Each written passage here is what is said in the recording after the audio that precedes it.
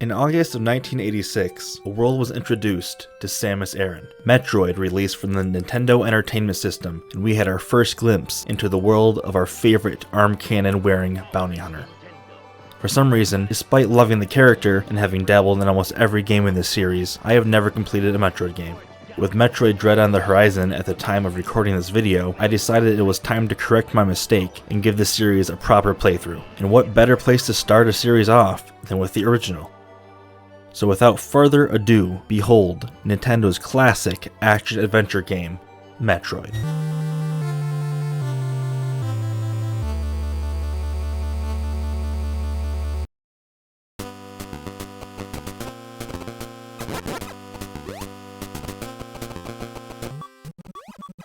Except, there's one problem.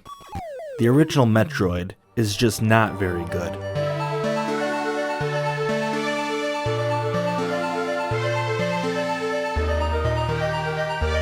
For its time, it was a true achievement for the video game medium. I would never deny that. But the sad truth is that the game is just not very playable today. And it's hard to love without having prior nostalgia for it.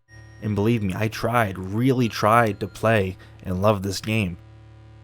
Luckily, someone at Nintendo knew this, because 18 years later, in 2004, we got Metroid Zero Mission, a full remake of the original game.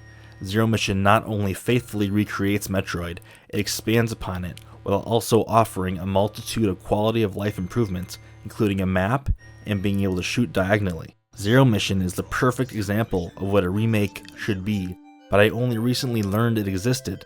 New areas to explore, new secrets, new upgrades, redesigned boss fights, and other surprises. What more could you ask for? All on the perfect platform for a project like this to shine, the Game Boy Advance. Come with me on my first journey through the world of Metroid. This is Metroid Zero Mission. Here we find Samus Aran landing on the planet Zebes. Her mission? Find and destroy Mother Brain and her space pirate gang, who hope to use the mysterious Metroid species as a weapon against the galaxy. For this playthrough, I decided to sit down with resident series expert Mikey G as my guide, as my Sherpa through this long, twisting path. To get the ball rolling, I knew from the original game to go left and get the Morph Ball upgrade, allowing me to fit through tight spaces. The most iconic upgrade in Metroid history, due in large part in that it is the first one that you get here, and in subsequent games I know that you more often than not start with the Morph Ball already acquired.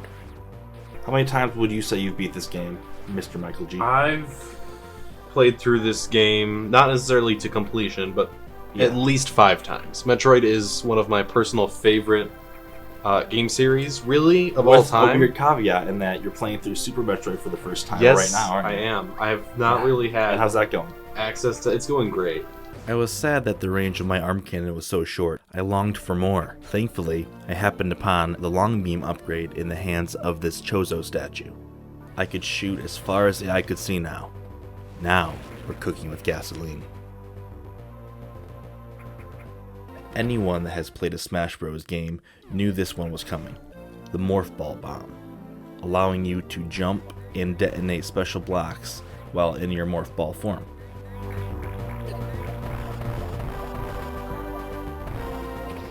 Alright, I'm gonna kill this thing. Yep, you're gonna do it. This burrowing creature was quite the nuisance to me, having dealt with him more than a couple times since he kept retreating every time I would start to destroy him. Upon his eventual death, he dropped the Charge Beam upgrade.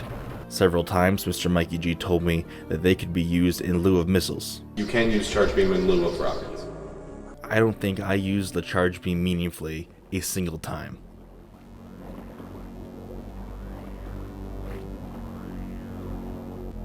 There's old Mother Brain, we know her. He. It's a he. It's Mother Brain. but you nodded when I said he. At one point I was sure I was off course, but Mikey G assured me to continue on. I finally came across another Chozo statue chest deep in murky water. From his stone cold hands I acquired unknown item number 1. All I knew for sure was that I could now destroy blocks with this rune symbol on them. I got it working. Using this new ability to blow through these runestones, I continued on into a ruined temple. Once again, I did not have a grasp on the situation because before I knew it, I grew stronger once more. The power grip, allowing me to cling to and hang off of ledges and edges, proved to be an invaluable traversal tool throughout the rest of the game. Being the first Metroid, and even a remake of the first Metroid, this game does play a little bit fast and loose with its lore and canon and continuity and such. I played a lot of games in this style, and I kind of assumed Metroid would just be like them, but look like Metroid, but this is so much better than games that try and whiff this style. Mm-hmm. Even good games like Axiom Verge, like this is so much better. While other games will try to capture this and put a unique spin on it, this is the original, and it does it very well. In a chilling turn of events, I now found myself outfitted with the Ice Beam.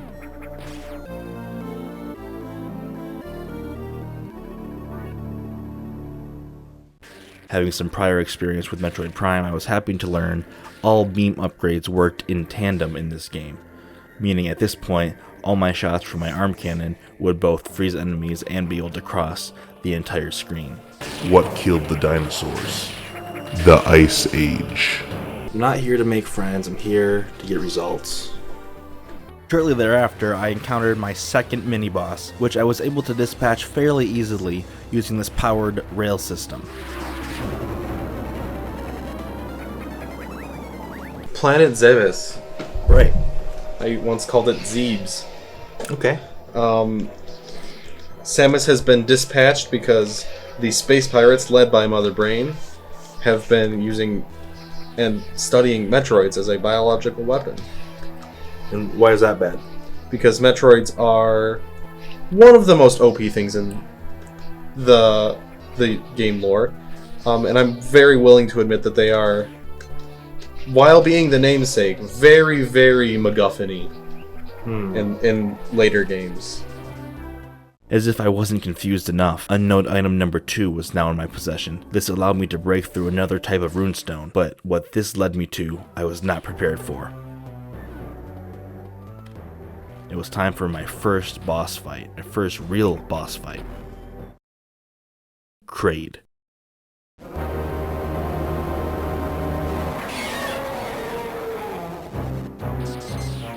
Kraid was a challenge for me. The spiky toes he shot from his belly button array were the bane of my existence, dealing heavy damage and even killing me a couple of times.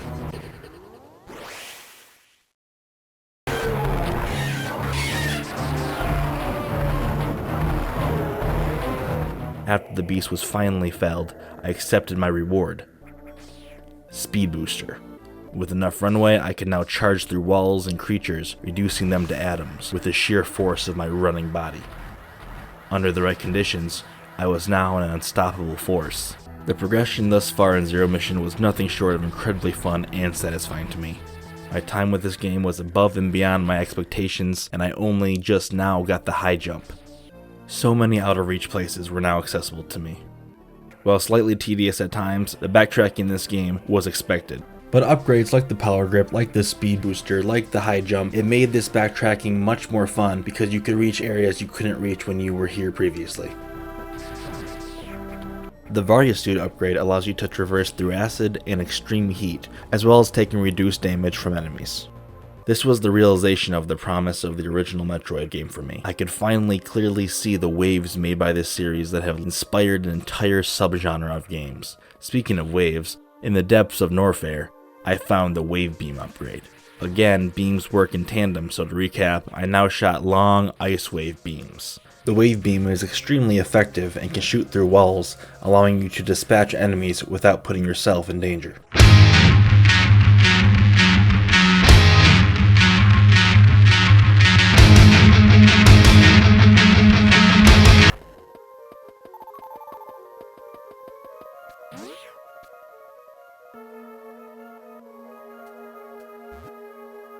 Unknown item number 3 was sitting in the clasps of a Chozo statue, just beyond the suspiciously empty lair of Ridley.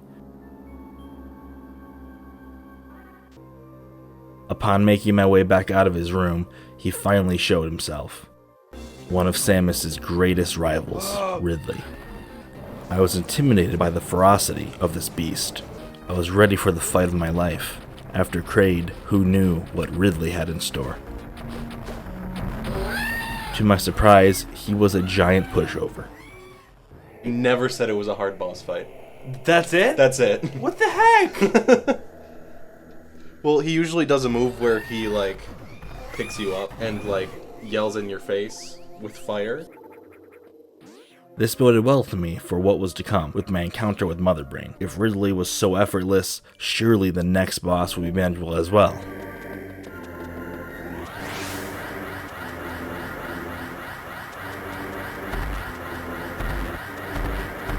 I knew this one was coming from the start of the game, the screw attack, turning my somersault jump into a damage-dealing wrecking ball much akin to our good friend, Sonic the Blue Hedgehog.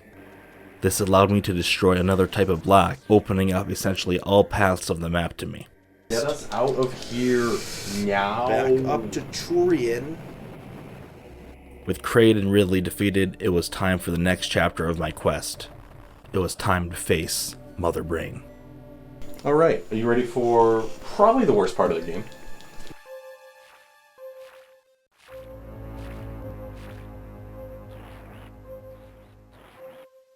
They are engineering Metroids, but it seems the Metroids have turned on their masters. The Metroids require much more thought and planning when fighting. To dispatch them, you must freeze them and then hit them with 5 missiles. If you just go in guns a-blazing into a pack of Metroids, you probably won't be coming out unscathed. As I made my way through these corridors, dodging these spicy donuts, I entered the final stretch of this journey. Between the Metroids and all the wall things, this area is a little horrible. Behind a series of energy fields which I could destroy with missiles, as I dodged the spicy donuts, the auto turrets, and some pits of lava, I finally came face to face with the brain in a jar, Mother Brain. Considering this is the final boss of an NES game, it makes sense. But God, this has not aged that well. This is one of my least favorite bosses, I think, in gaming in general. This boss battle, for my first time, ruined my thoughts on this game. Up until this point, I had very little complaints, but the amount of hatred that the Mother Brain fight stirred up in me, I cannot overstate. You can't go down, you can't go left, you can't go right, you can't go up. Now I know you can freeze the donuts in place and then they'll stop spawning. I know you can screw attack through the auto turret shots and destroy them, but to a newcomer like me, it seemed impossible and it was very frustrating. When you do fall and you try and get back up, they're able to continuously hit you in succession and just keep you down.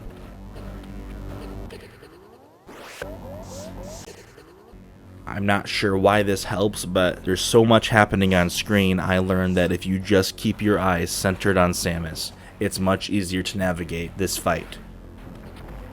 After hopping over blast after blast from Mother Brain's eye, I was able to send enough warheads into her eye socket that she did eventually spontaneously combust. I guess it wasn't too spontaneous. After all, I filled her up with rockets. Once Mother Brain was taken care of, a self-destruct sequence for the facility began. There was a timer on the clock and I had to escape before it hit 0. I navigated my way up through a very long room with crumbling blocks. This part was not challenging in retrospect, but at the time it felt very tense and very difficult, while also reminding me of one of my favorite game series, Halo, in which a very similar thing happens at the end of those games. After finally reaching Samus's ship, I thought I was in the clear. Mother Brain was defeated, the facility was destroyed, the Metroids were no more, and I was waiting for the credits to roll.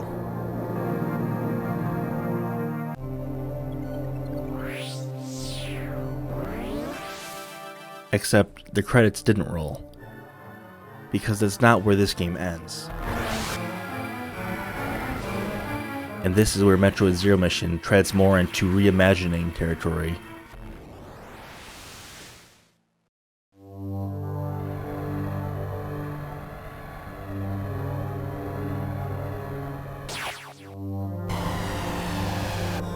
Samus's ship is shot down and crash lands back on the planet below.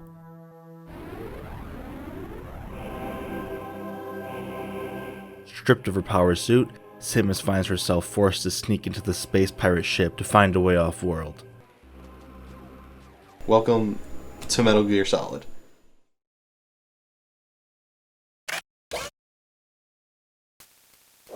This part of the game came as a complete surprise to me. I had no idea this existed, but I loved it.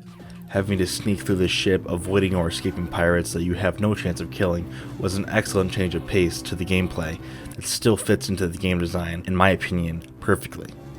Going from full power to no power, yet still being engaging and fun, is a testament to how well this game feels to play. Except again, to my surprise, Samus was not at full power at the time of defeating Mother Brain, because after finding yourself back in the Chozo Temple, you face an eerie reflection of yourself. It seems worth noting at this point that as a child, Samus lived among the Chozo on Zebes when it was a more habitable and hospitable place. After overcoming the apparition, you get the ultimate reward.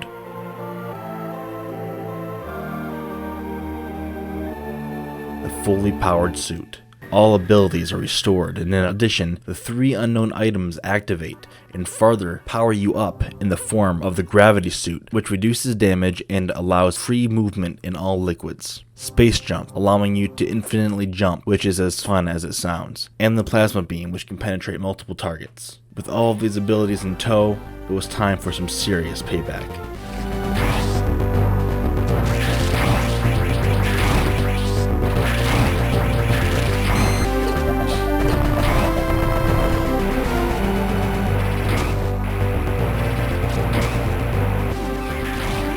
Along the way, you will find the last upgrade in the game in the Power Bomb. Power Bombs, like the Super Missiles, are souped up versions of the Morph Ball Bomb that affect the entire screen and open yellow doors.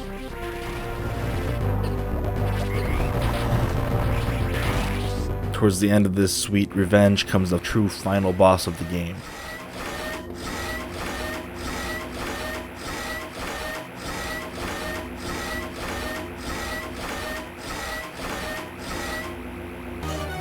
Mecha Ridley. While definitely more challenging than Ridley Prime, Mecha Ridley's attack pattern can be easily beaten, and you can Rekka that mecha.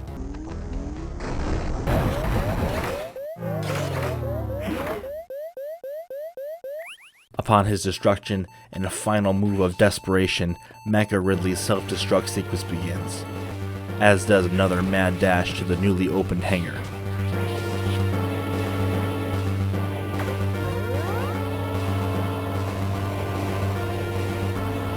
In the final moments, Samus reaches a fighter and saves this pirate from dying in the Ridley explosion.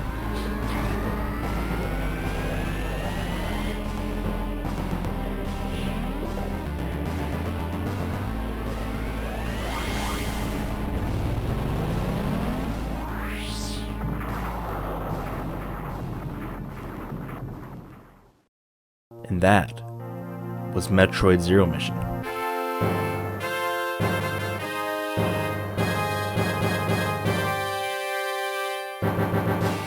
I loved this game. Since recording this video, I played through it almost 2 more times and plan to again on hard mode. I love the sprite work, I love the world design, the progression, the enemies, the music, the atmosphere. It's incredibly immersive. It is hard for me to criticize this game, but if I had to, I'd say some of the backtracking is tedious. The thing is though, it's really not. This game is fun front to back and has a lot of surprises and moments that I intentionally left out of this video. It's a really great game and you should definitely go play it if you haven't already. Building off the original game's foundation no doubt lended heavily to how good this game is and how it still holds up from a gameplay and graphical perspective despite being 2 decades removed and having played it blown up from a GBA screen to a full HD computer monitor. I know I said the original game wasn't that good, and I stand by that, but we needed it to get to here. And I should know, because after recording this playthrough, I went back and completed the original game. And while you can definitely see this great game in there, it is held back by the power of the NES and some very specific puzzling design decisions.